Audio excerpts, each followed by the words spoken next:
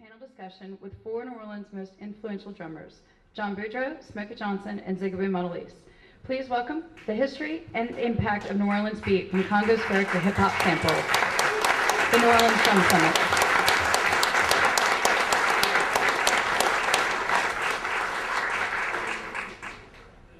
How y'all feeling?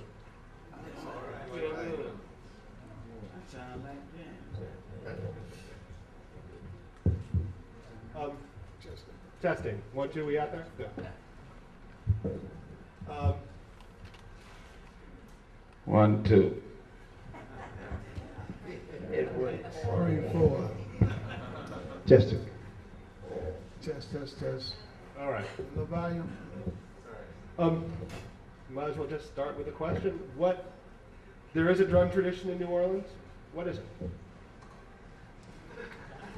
New Orleans drummers sound like New Orleans drummers. Ain't no drummers in the world sound like a New Orleans drummer. I'll second the motion.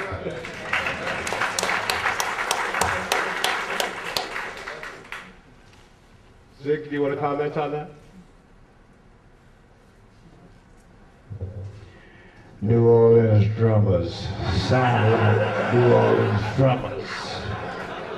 No other place in the world you're gonna find any drummer anywhere on the planet that sounds quite like New Orleans drummers.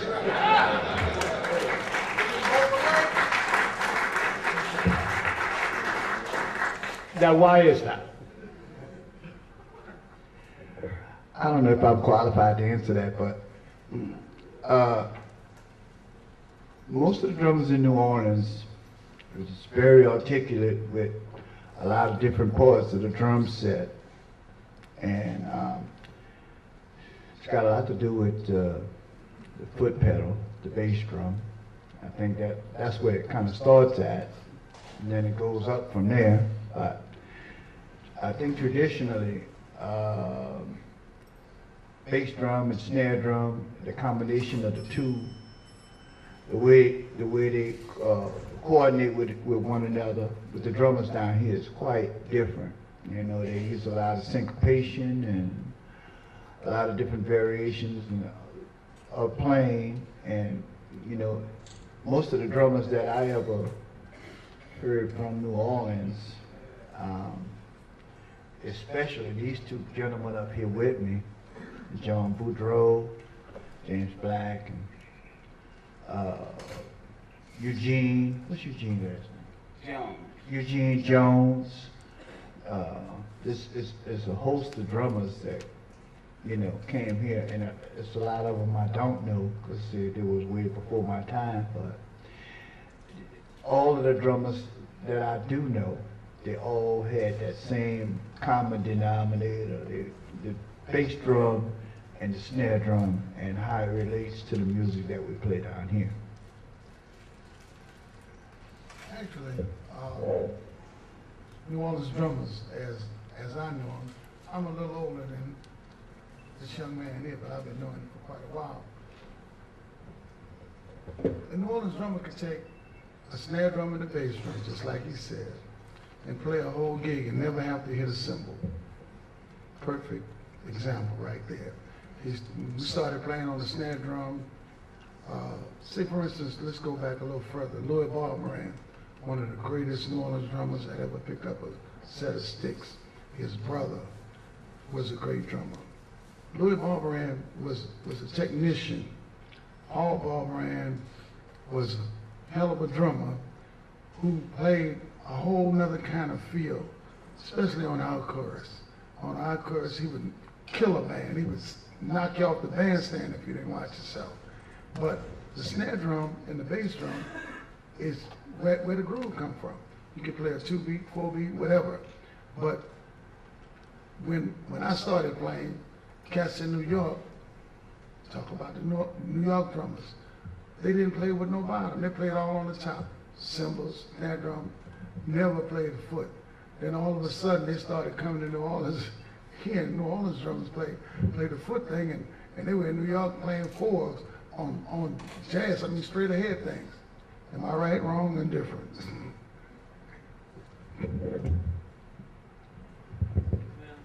Yeah. New Orleans drummers. You can laugh, but I'm tell you something. New Orleans drummers had a thing, most things they call independent coordination. I went up to, I left New Orleans at one time, and I was working for Motown. That's in Detroit. And Motown, they used 2 drummers on the recording session. One drummer had to play the bass drum, one drummer played the top, like the snares and cymbals. When I went there, I was playing 2 parts at one time, and that's what you call independent coordination. And a lot of New Orleans drummers born with that. You know, it's the feeling that we play with down here. You know, like when I was a young boy, I used to listen at people like, there's a drummer for me named Earl Palmer. Ed Blackwell, Charlie Williams. New Orleans always had great drummers. It's a drummer's town. And I picked up on a lot of stuff coming up. And I was teaching some of the drummers around here now. And they still got it going on.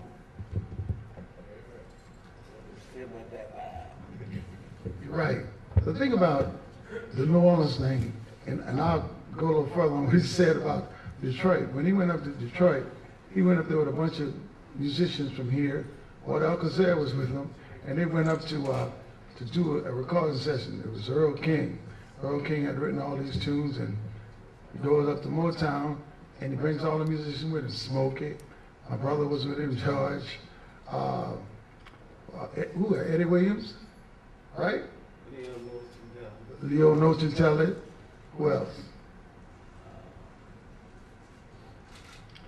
There's about 7 people from here, and he's getting old. He can't remember. Well, we know Earl King was there. Escarita go up with you guys? No. He might have been there, but he didn't go with them. They wouldn't travel with SQ.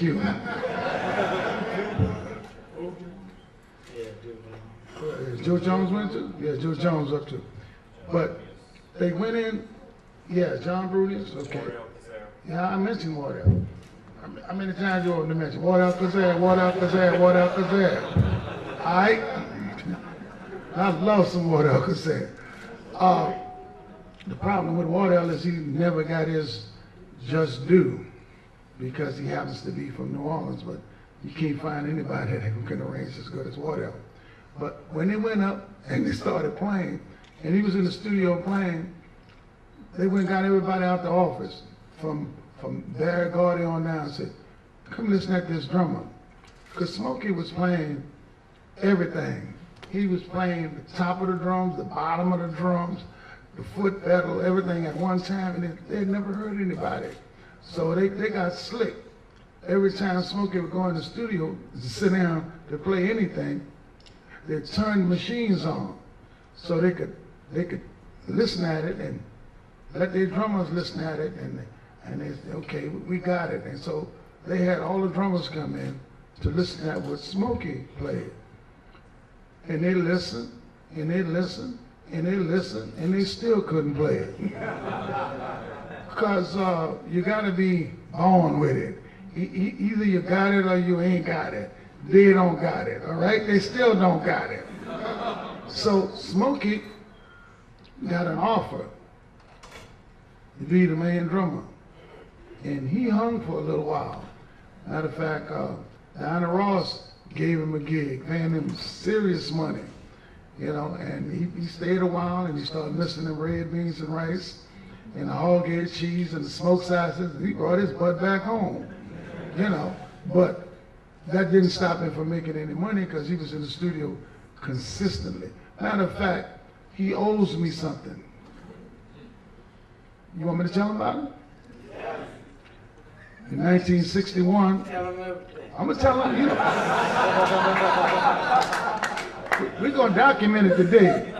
We're gonna document it today. You were a little young then, but 1961, you remember how old you were?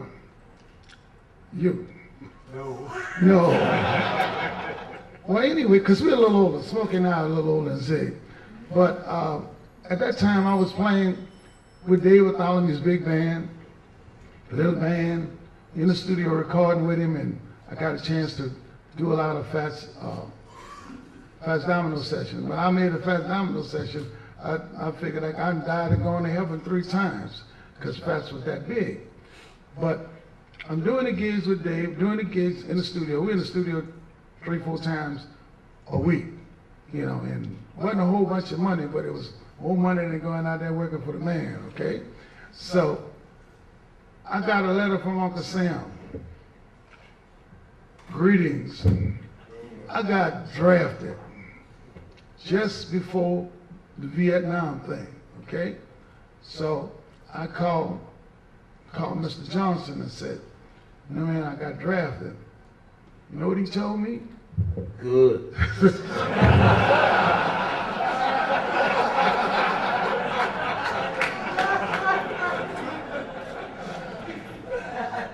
The reason why he said good, because as soon as I got on the train to go to Arkansas for basic training, he was in the studio.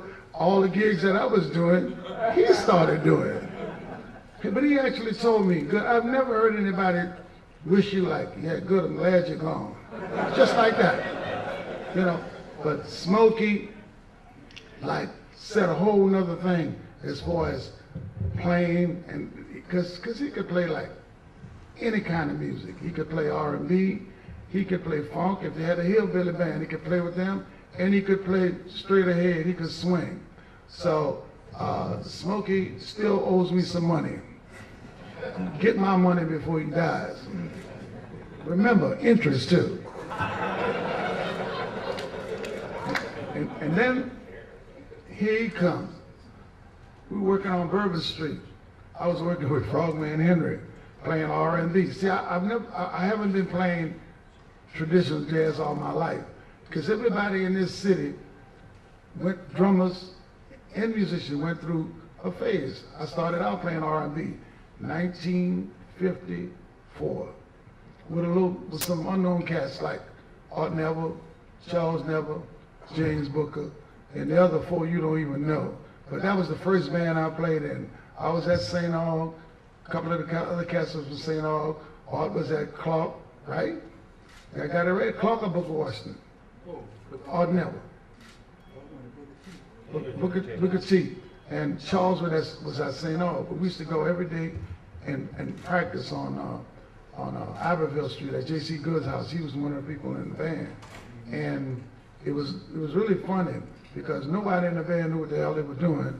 The only person that knew what he was doing was James Booker. And we played, and he said, "No, that's wrong. Play it like this." James Booker, at 15 years old, James Booker was playing classical music. He get name a piece, he closed the book and played note for note and never miss a note. Boy, was a genius. Really was. He died too young. That's a sad situation. But they call him the piano prince. He ought to be the piano king. All right. But we started playing R&B. This is where we got our little thing from. And we went from R&B. You know, later on I started playing a little bit of everything. And then my daddy was a musician. Daddy was a banjo player, singer, had his own band. And he tried to get me to play trad. And I laughed at him. I said, "I don't play that junk." You know, but I'm playing that junk now. Because I just got through playing some of that junk. It pays off. Don't have to run after the club owner. Don't have to run after anybody to get your money. And you know, even going to gig may not even sweat. But he came along at a time, I ain't bullshit. We came along at a time, he was playing on this corner with Art Neville, Zigaboo, George Porter, and Leo Nochentelle. That was before the meters. They were just 4 people playing music. And I was playing with Frogman. And on our break, we used to walk over and check them out. They used to come and check us out. But we didn't know that they were going to wind up being the funkiest band that ever played at one time. Can I get amen?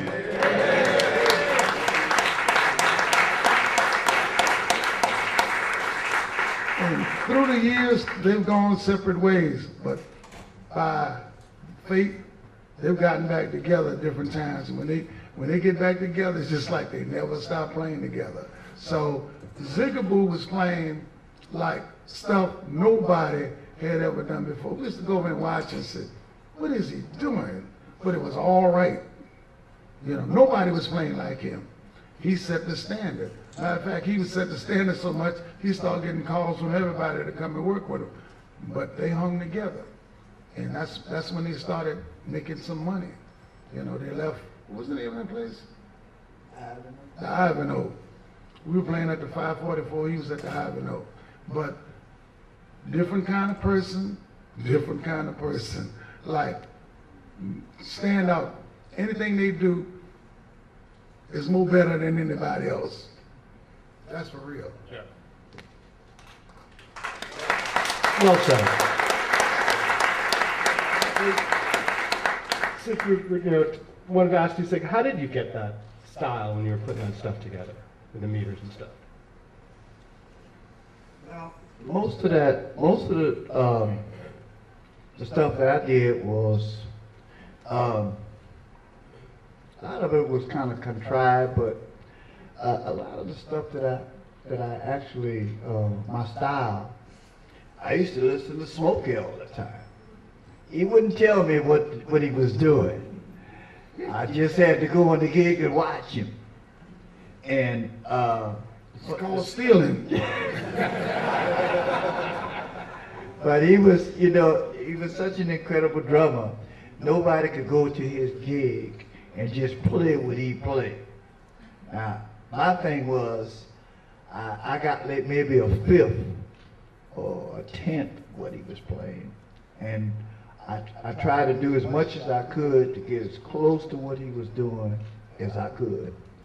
And my failure to do that turned out to be another art form altogether. So it was pretty amazing because there's a lot of other drummers around here that these two gentlemen, I always wound up going on their gigs watching them. Bob, when he was working for a short time with Deacon John, I used to come see Bob, and then he was in a couple other bands, Junior Brother. I used to go watch Bob all the time. So, like I say, it wasn't a thing where I don't think they was trying to be arrogant. I just think that everybody here had this kind of drummer's code. Listen, if you're gonna go and play, you got to go try to earn it. You gotta go and listen, because it's all about this. And you have to be, drummers is like vocalists.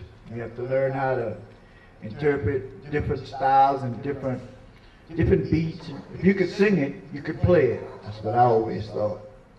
But, like the masters here, they set a precedence, and I was a person that really collected all of these, like Earl, all of the drummers that I actually had a chance to actually see play.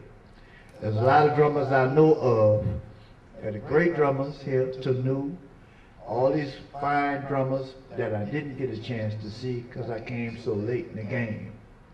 But nevertheless, if anybody should happen to ask me, I'll tell them, whatever your definition of Zigaboo is, it's just a collage of all the drummers that I heard play in my lifetime from here.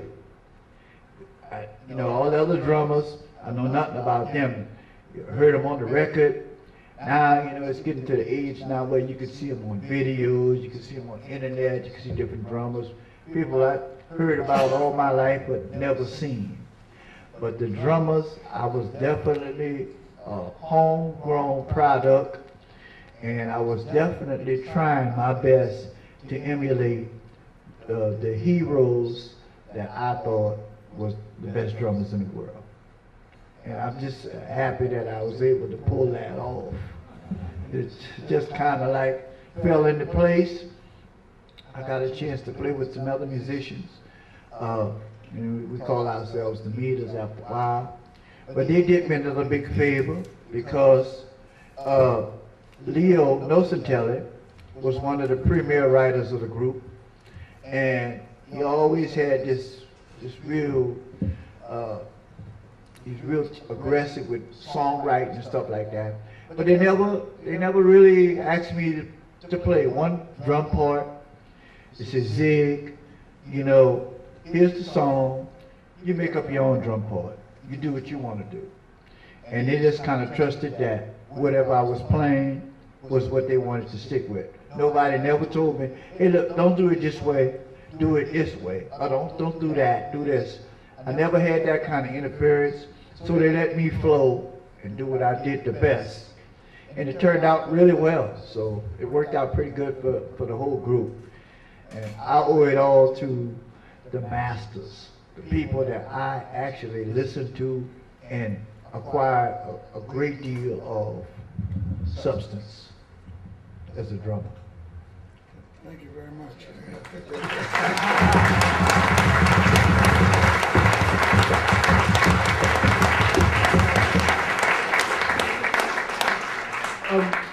Well, you were saying that you learned a lot from watching other drummers, including these guys. I wanted to ask each of y'all, are there any kind of unsung heroes of New Orleans drumming that just, kind of fell through the cracks that no one really, doesn't talk about or thinks about these days? I know they would probably know a lot more drummers from here that originated here and played. I know one guy that, Eugene Jones. Eugene Jones was a gentleman that, when I started playing in the French Quarters, we had a regular gig at a club called Ivanhoe. I don't think it's called that anymore. It was on Bourbon and Toulouse. And I think we played down there a little over a year, something like that, before the Meters actually got together and put their name all together. But Eugene Jones, he was playing directly across the street from us. He was playing with Frog. I think I knew that. No, he was playing before me. Okay. Eugene was playing with Frog. And he was, I got a chance to meet him. We used to shoot pool together and stuff on our breaks. And very, very nice gentleman. And to me, he was really quiet, very pleasant to be around. But boy, when you get on the drums, he starts screaming. He had a really, really, really good way of presenting whatever he was doing on the drum. Just natural ability. But, again, he left too soon. He got ill. And Clarence Brown was another one. We used to call him Junior Boy. He started that was one of the first guys I actually got a chance to be around a little bit. He was with Art Neville and the Hawkettes. He went on to alternate, I guess, with Smokey at some point in time with Fats Domino's band. But he got ill as well, and he passed on. So, there's quite a few drummers that's been around here. And like I say, I'm not an authority on that. That's the only two that comes to mind right at this moment. But I know Bob and Smokey know, a whole bunch more than I. You mentioned somebody earlier, Hungry. Hungry, yeah. Hungry used to do more with one hand than the average cat could do with three. And I'm not exaggerating. He was the first one I saw to do the one hand roll. Do you remember that? Hungry's bad. He used to take one hand and play a roll. And we were like, nah, this is impossible. But he couldn't read. He didn't have to. That wasn't necessary. He was a great drummer. Yeah. but he could play. Now he could They play. had God-given talent. That's right. He could play that funk. He get on the snare drum and wear you out, wear the whole band out. So he's another one that didn't get his due. Now the thing about Eugene Jones, his daddy was a drummer, Chester Jones. His brother Benny got the Tremere brass band. You know, so he comes from a family of drummers. So you know, the apple don't fall too far from the tree. Now, but it went, oh Lord. Now that was my, you know, that was my, he's gone too. But Buddy was mine. Buddy had that big old 24-inch cymbal. You remember that big cymbal he had? You remember that? I know you remember. He had that big old cymbal, and he would wear that cymbal out. He was the first person I saw to play a shuffle. You know, now the youngsters of the day, if you say play a shuffle or I'm gonna kill you, you're gonna have to kill him. Because they don't even know what a shuffle is. Now I have a nephew who's a pretty decent drummer. He plays with Charmaine Neville on a regular basis and a couple other people. And one day we were talking to somebody else, and another drummer, he said, man, you know, man, these young cats don't even know how to play the shuffle. The easiest thing in the world to play for me, him, because we heard everybody play shuffles. And I asked my nephew, I said, you know how to play a shuffle? He looked at me like I was asking about modern science. He said, no. I said, come by the house one day, 15 minutes, I can show you. And I showed him how to play a shuffle. The shuffle is easy if you know what you're doing. 6/8. All night long. You can't do that. Smokey played that quite a lot of fast. See, I didn't start off playing drums, what was your first instrument? trombone, Oh, really? and I let it slide. Give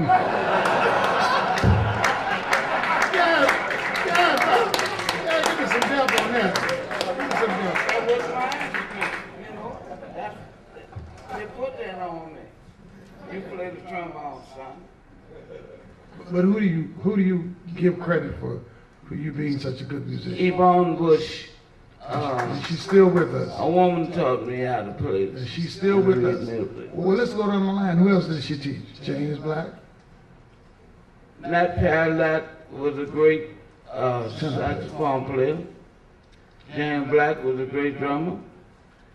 She taught all of the hip dudes. I mean, if you can learn from Miss Bush, you had a hole in your soul. Something was wrong with you. And she's still teaching. She's the best. Still teaching. And that ought to put her 80s, 90s, because Smokey is, I'm not going to tell this. Let me tell you. Look. My music teacher was my next door neighbor. And she put the trombone on my brother. And he told me to play too, so I was stuck with the trombone for a while. But her sister was a drummer. Her name was Dolores Bush. She used to say, they used to call me Little Joe. Little Joe, would you go to the grocery for me?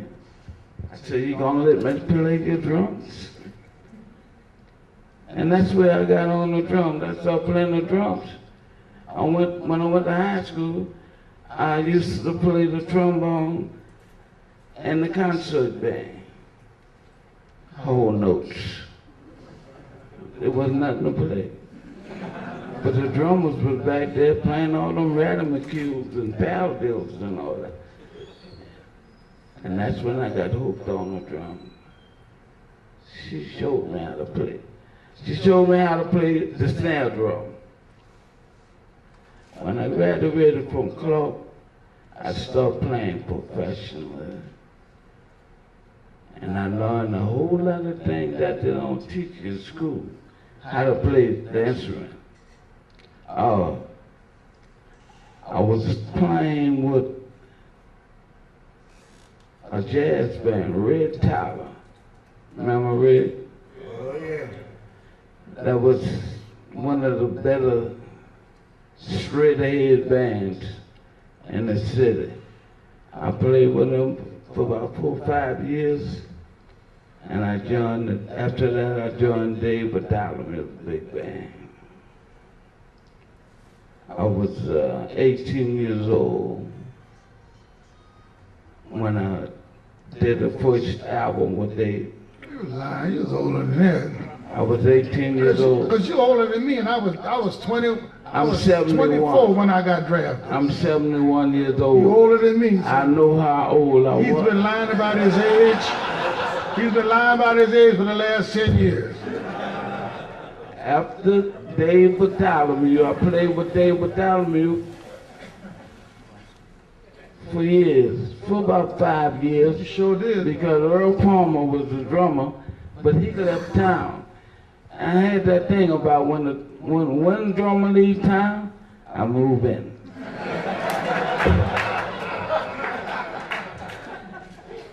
And to Cosmo to you all, when you join Dave Bartholomew's band, you gotta be hip.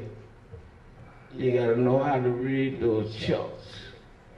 Well, that's how I really got my start, because when I recorded with Dave, I started recording with everybody. From Dave Bartholomew, I went to Fat Domino's band. I stood in there 28 years. That's a long time. That was a nice man to work for. I don't miss playing, and I don't miss traveling. I miss the money. I'm telling you like it is, you know. Well, that's it for me, because I don't play anymore, but I listen. All right.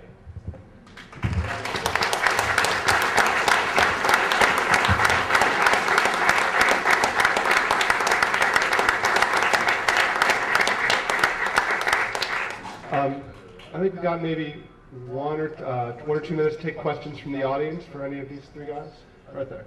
So what can you tell us about It Ain't My Fault? And that's, to me, that's like a song that's totally underrated thing you did. It Ain't My Fault. It Ain't My Fault was a tune that,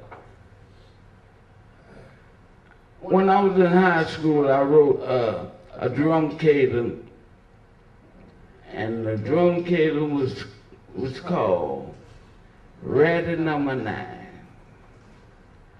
I took Ratty Number 9, and me and Wardell Cazell, the arranger, put a melody to it. And that's how It Ain't My Fault coming on. And you can buy it at Louisiana Music Factory.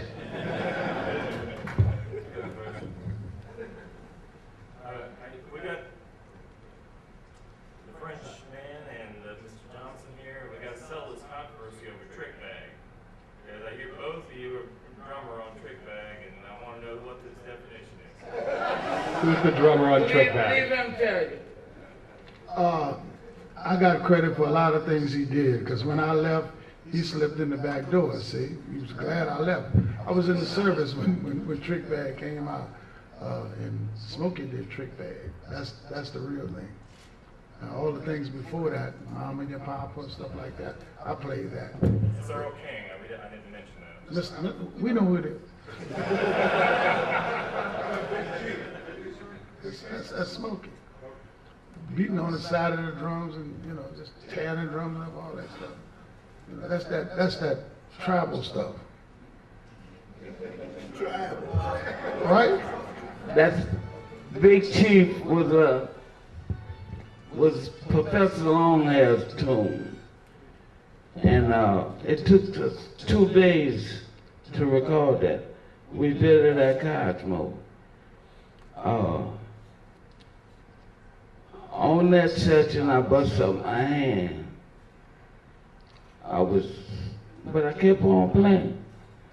And It came out to be one of the better albums that ever came out of New Orleans.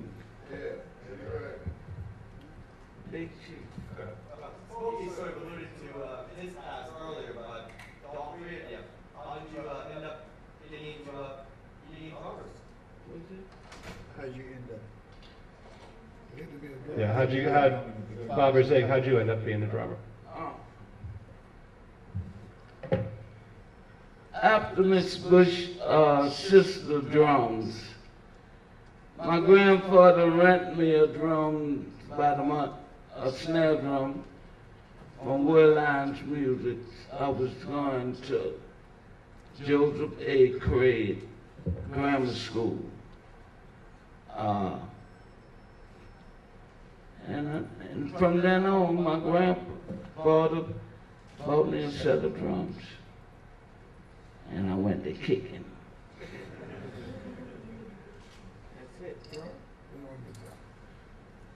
Fortunately, my daddy was a musician, and my first instrument was trumpet.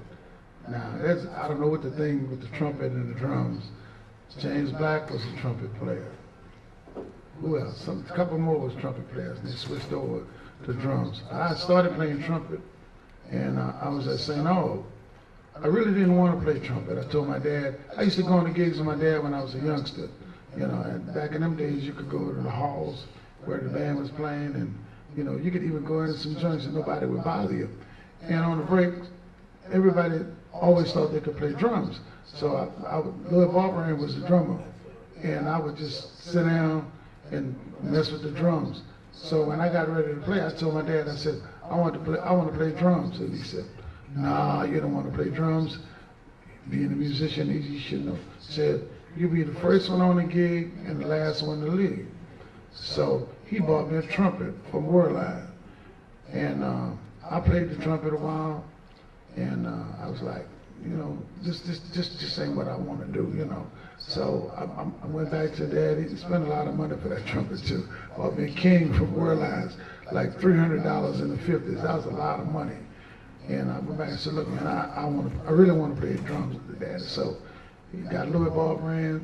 We went down to the pawn shop, one of Smokey Johnson's favorite pawn shops. What's the name of that pawn shop? Eagle Long. I saw a lot of drummers back there in the storeroom. Right, but you knew the man by his first name. Y'all were friends. That's another story I'll tell you. Can I tell that story? Tell them everything. I'm gonna tell you. Well, the Long Company was some of the musicians' best friends. Matter of fact, when I went in the Army, I made a little bass drum out of a tom-tom, and went back to Peterson Music Store back on Broad. You remember Peterson? He made it up for me, and at that time they were using real cowhides. So when I got drafted into the Army, I loaned the drum to Smokey. So I went through basic training my second 8, and I came home, and I'm walking down Rampart Street one day, and lo and behold, I see my bass drum in the pawn shop. Not in the pawn shop, but in the window. Say, damn, that looks like my bass drum. So I went inside and said, the drum that you have out there, who pawned it? He said, Joseph Johnson. I said, that son of a... So I called him and said, did you pawn my bass drum or did somebody steal it? What did you say? I pawned it. I pawned it. So I had to get my drum out of the pawn shop. And he never paid me back.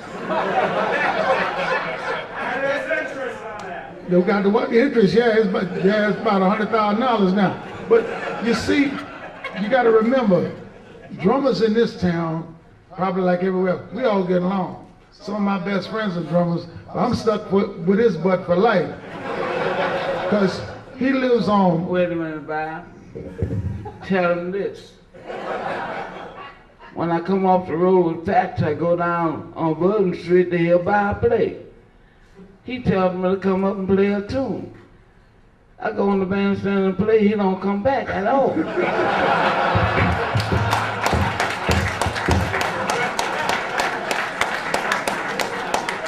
getting some of my bass drum money back. I get you one way or the other, but you never know which way life will take you, because of all streets we live on, I live on Bartholomew Street, so does he, but it's not named after Dave Bartholomew as people would think. It's named after somebody else that I don't even tell you who he is, because I'm not proud of that. But anyway, Smokey lives on a corner right here, on that side of the street, and I live on the next corner on the same side of the street. So I see his ugly butt every day.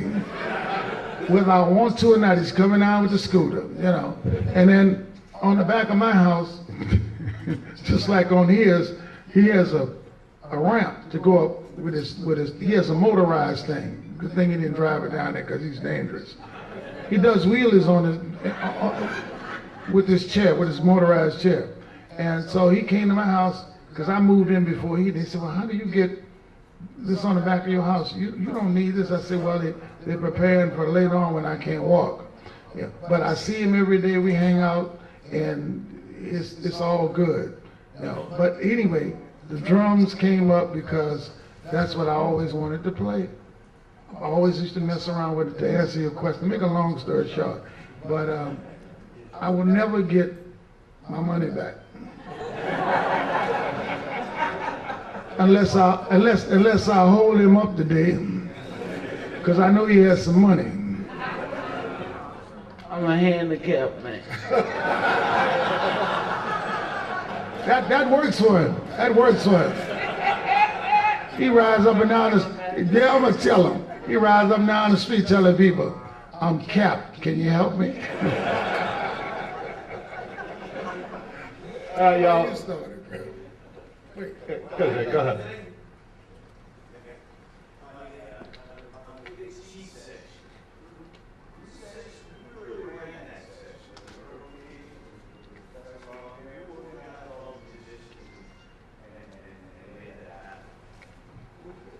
Who ran the Big Chief session? You know what happened on that? Smokey could tell you with the Big Chief. Well, Contractor on the Big Chief session. Joe Santo. but Who ran it? who ran? Wardell was the ranger. Wardell was the ranger on Big Chief. But He wanted to know who got the musicians together. Who were the musicians? Half of those musicians are dead. three folks up. Like I'm still here. But what happened, I believe that was Fet's first time doing the Big Band's album. Wardell and myself, I was over at the piano with Professor Longhair and Wardell. We was trying to get that piano line straight that he plays on there. There had 14 other musicians in there. The horns was over in the corner, getting their thing together, reading the parts. And Fetch asked Wardell in the hurricane, said, what all those guys doing over there, man? He said, don't worry about them. Just play your little part, don't worry about that. He said, well, they must be here to make another section. That big band hit. Professor jumped up from behind that piano and said, man, I'm getting out of here. What's going on? Because he never played with a big band before. But when it finished, you heard Big Chief. On that recording session, a lot of people think, maybe I shouldn't tell him. You go and tell him. It's all right. A lot of people think He that can't do you nothing. a lot of people think that Professor Longhair singing on Big Chief. It's not the professor. Anybody know who it is? Okay. Yeah, wonderful. We was running the tune down, and the professor kept messing up. Don't cuss, yeah? Okay. So what they said, let's just run ahead of the tune down and get out of here, because it cost a whole lot of money in the studio. So what happened, Earl King sang the song. Earl wrote the song. And that's Earl King singing on Big Cheap. Thank you. All right, y'all, give it up for these guys. We gotta go to make way for the next panel. Bob French, Zigaboo Modeliste, Smokey Johnson.